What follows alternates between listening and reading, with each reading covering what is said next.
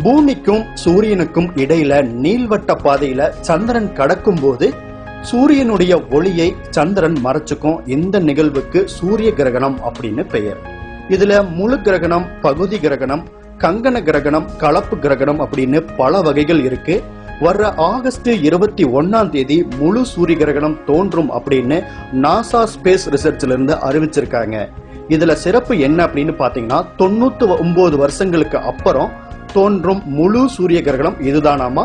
முழு சூரிய கிரகணத்தையும் பார்க்க உள்ள மக்களுக்கு நாசா சில பாதுகாப்பு அறிவுரைகளை வழங்கியிருக்காங்க. அதன்படி ஆகஸ்ட் 21 தோன்ற இருக்கிற முழு சூரிய கிரகணத்துல சூரியனுடைய விளிம்புகள் மட்டும்தான் தெரியுமாமா. இதைய வெறும் கண்களால பார்க்கவே கூடாது அப்படின்னு சொல்றாங்க. அதற்குன்னு பிரத்யேகமா தயாரிக்கப்பட்டிருக்கிற சூரிய ஒளி தடுப்பு கண்ணாடிகளை அணிஞ்சிட்டு மட்டும்தான் பார்க்கணும் அப்படின்னு நாசா அறிவுறுத்தி இருக்காங்க.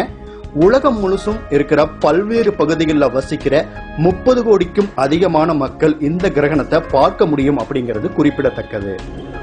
அது மட்டும் கிடையாதுங்க, 3 வயசுக்கு கீழே இருக்கிற குழந்தைகள் கிரகண கண்ணாடி அணிஞ்சு கூட இதை பார்க்க கூடாது அப்படின்னு விஞ்ஞானிகள் அறிவுறுத்திருக்காங்க. இதனால பல பின்விளைகள் ஏற்படும் அப்படின்னு விஞ்ஞானிகள் சொல்றாங்க. சோ ஆகஸ்ட் 21 வர இந்த சூரிய கிரகணம் 100 ஆண்டுகளுக்கு ஒரு முறை வருது. அந்த நூற்றாண்டுக்கு ஒரு முறை வர இந்த கிரகணத்துல நாமளும் இருக்கிறோம் அப்படிங்கிறது சந்தோஷமான செய்தி தான் ஒரு பக்கம். இந்த செய்தி உங்களுக்கு பிடிச்சிருந்தா